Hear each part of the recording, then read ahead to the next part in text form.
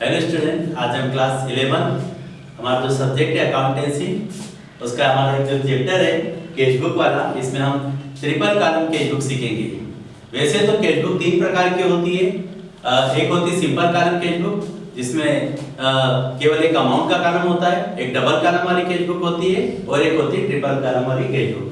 हमारे लिए जो सबसे ज्यादा महत्वपूर्ण होती है वो ट्रिपल कॉलम कैश बुक होती है, जिनमें त्रिस्तंभीय रोकड़ भी इसे हिंदी में कहा जाता है। आज मैं आपको इसी के कुछ सवाल सिखाने जा रहा हूँ।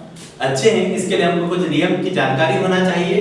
कुछ कॉन्ट्रा एंट्री होती है, बस हमें उसे देखना होता है, और कुछ सामान्य नियम है जिसका हमें पालन करना होता है।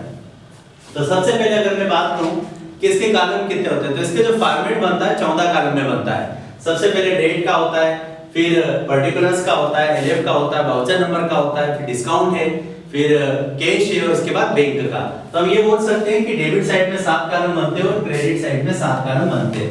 और इसके एक सामान्य नियम की अगर हम बात करें, तो सामान्य नियम में जो भी पैसा, कैश बुक का ये रूल्स है या कैश अकाउंट का भी ये रूल्स है कि जो भी पैसा हमारे पास आ रहा है आपको डेबिट साइड में लिखना है, और जो आप भुगतान कर रहे हो उसे आपको क्रेडिट साइड में लिखना है। ये तो मैंने एक सामान्य नियम बताया। उसके साथ साथ इसकी कुछ कॉन्ट्रा एंट्री भी होती है। कॉन्ट्रा एंट्री कैसे कि आपने बैंक में रुपया जमा किया, आपको उसकी डबल एंट्री करनी होगी। एक डेबिट साइड में जाएगी, एक क्रेडिट साइड में जाएगी। अगर आप डेबिट साइड में कर रहे हैं तो टू कैश अकाउंट लिखोगे, और अगर आप क्रेडिट साइड में कर रहे हैं तो बाय बैंक अकाउंट लिखोगे। और साथ में वाउचर के कॉलम में सी सिंबल या सी शब्द का प्रयोग भी करोगे। ये जो सी मैंने लिखा है वो कॉन्ट्रा एंट्री को प्रदर्शित करता है। तो रुपया बैंक में जमा करने पर या व्यापार में प्राप्त चेक, बैंक ड्राफ्ट इत्यादि कुछ दिन बाद बैंक में जमा करने पर, और या व्यापार से या बैंक से रोकड़ कार्यालय के खर्च के लिए निकालने पर, ऐसी 3 जनरल एंट्री आती है।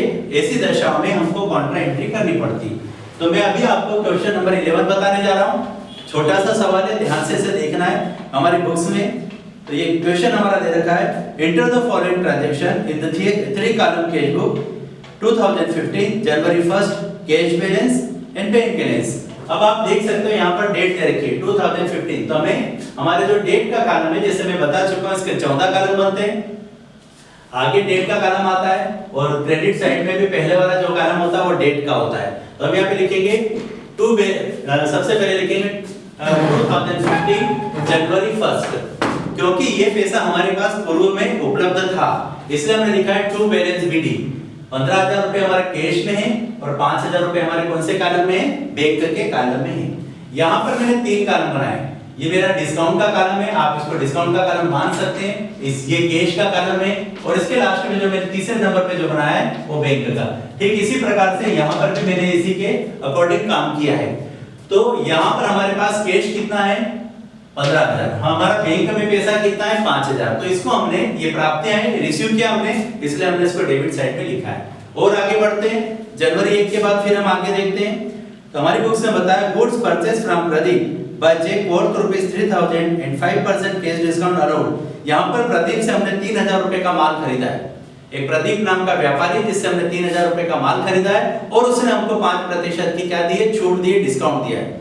ये ट्रेड डिस्काउंट है, और ट्रेड डिस्काउंट, माल खरीदा है, माल परचेस किया, तो स्वाभाविक है हमारे पास से पैसा गया है। तो पैसा जाएगा तो हम कहां लिखेंगे, क्रेडिट साइड में लिखेंगे। तो मैंने डेट के कॉलम में 2015 जनवरी 1 बाय परचेस अकाउंट लिखा है। अब 3,000 का 5% कितना होता है, 150 रुपए, ये मैंने डिस्काउंट के कॉलम में लिखे। कैश के कॉलम में मैंने डैश किया है, और लास्ट में 2850 रुपए मैंने कहां लिखे, बैंक के कॉलम में। ऐसा क्यों किया है, क्योंकि हमने इसका जो पैसा है, प्रदीप से जो हमने माल खरीदा है, उसका जो पैसा है हमने किसके माध्यम से दिया, चेक के माध्यम से दिया, इसलिए इसके अमाउंट को हमने कहां लिखा है, बैंक के कॉलम में लिखा है। तो ये एंट्री बड़ी सिंपल है, आप ध्यान से देखोगे, रूल्स को अगर ध्यान रखोगे तो आसानी से कर सकते हो, लेकिन परीक्षा की दृष्टि से बहुत ही महत्वपूर्ण है, इसलिए इसका सवाल तो हर परीक्षाओं में आता ही है, आपको इसका विशेष रूप से ध्यान देना है। जनवरी 10 में एक ट्रांजैक्शन आ रहा है यहाँ पर, कैश डिपॉजिट इनटू बैंक। मैंने अभी बोला था ये कॉन्ट्रा एंट्री नंबर 1 है, हमारी बुक्स में भी दे रखी है, ये कॉन्ट्रा एंट्री नंबर 1 है। जब हम रुपया बैंक में जमा करते हैं तो हमको इसकी दोनों साइड एंट्री करनी होती है, एक डेबिट साइड भी करनी होती है और एक क्रेडिट साइड भी करनी होती है। अब यहाँ आप देख पा रहे होंगे, मैंने यहाँ लिखा है जनवरी 10 टू कैश अकाउंट, यहाँ पे ब्रैकेट, यहाँ पे मैंने लिखा है सी का मतलब क्या होता है, कॉन्ट्रा एंट्री। तो रुपया हमने बैंक में जमा किया तो टू कैश अकाउंट, यहाँ कैश लिखा है तो हमारा अमाउंट कहाँ गया है, बैंक में। फिर ठीक इसी प्रकार से काउंटर एंट्री एक और करिए, जनवरी 10 बाय बैंक अकाउंट। अगर हमने यहाँ टू कैश अकाउंट लिखा है तो यहाँ हमको बाय बैंक अकाउंट लिखना होगा अकॉर्डिंग टू रूल्स। ये सी मतलब काउंटर एंट्री बैंक में यहाँ बाय बैंक अकाउंट लिखा है इसलिए इसका अमाउंट कहाँ जाएगा, कैश के कॉलम में जाएगा। तो ये काउंटर एंट्री नंबर फर्स्ट थी जिसकी हमको पूर्ण जानकारी होना चाहिए। और आगे बढ़ते हैं, जनवरी 25 सैलरी पेड ₹500। अब हमने क्या किया, वेतन का भुगतान किया।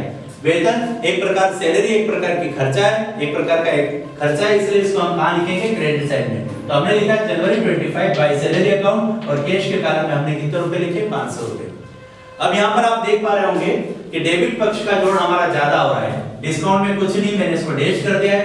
कैश में हमारा 15,000 है और बैंक में हम देख सकते हैं कितना है, 5/2 अब इस 7,000 में से मैंने यहाँ पर क्या लेस किया है, अगर मैं बात करूं कैश की तो कैश में के लिए मैंने यहाँ पर 2000 और ये क्या है 2500, तो टोटल कितना हो गया 2500। तो ये 15,000 में से मैंने 2500 को लेस किया है, तो मेरा आंसर यहाँ पे निकला है जनवरी 31 बाय बैलेंस शीट कितना है 12,500 रुपए।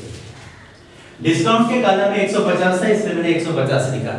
तो कैश हमारे पास 15,000 था, हमने यहाँ पर खर्च कर दिया, आप देख पा रहे होंगे 2500 रुपए, तो हमारा आंसर आया 12,500 रुपए। ठीक इसी प्रकार से कैश हमारे पास यहाँ पर कितना है 7,000 रुपए, कहाँ पर डेबिट साइड में, और यहाँ हमने खर्च कितना किया है तो आप देख सकते हैं 2850 रुपए।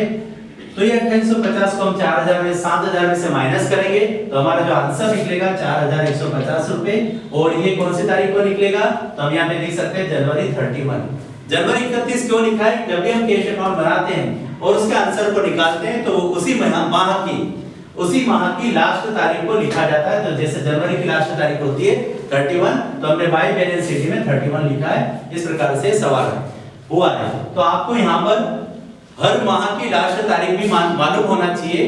जैसे रंगों के लिए आपको पता है बेगानी हपी नाला होता है इंद्रधनुष के रंगों के लिए, ठीक इसी प्रकार से अगर हमको माह की जानकारी रखना है कि कौन से माह में कितने दिन होते हैं तो उसके लिए भी आप ध्यान रख सकते हो। जैसे उसके लिए एक फार्मूला आता है, उसके लिए एक फार्मूला आता है सी अप जून सब 30 के बाकी के 31 के, एक छोटा सा फार्मूला है, हिंदी मीडियम में बताया गया है। सी अप जून सब 30 के, सी का मतलब सितंबर, अप का मतलब अप्रैल, सी अप जून, तो जू का मतलब जून से, न का मतलब नवंबर से, सी अप जून सब 30 के बाकी के 31 के, बाकी जो छूटी हुई चीज है वो सब कौन सा होगा 31 का। और फिर फरवरी और लीप माह ये तो आप जानते हैं, उसके बारे में आपको पता है, तो इस हिसाब से आपको लास्ट डेट भी पता होना चाहिए। तो ये ट्रिपल कॉलम कैश बुक है जिसकी जानकारी आपको पूर्णतया होनी चाहिए। अब हम अगले सवाल की ओर चलते हैं। हमारा क्वेश्चन नंबर है 31, 13 पे चलते हैं, 13 पे चलते हैं और 13 में क्या दे रखा है उसको देखते हैं।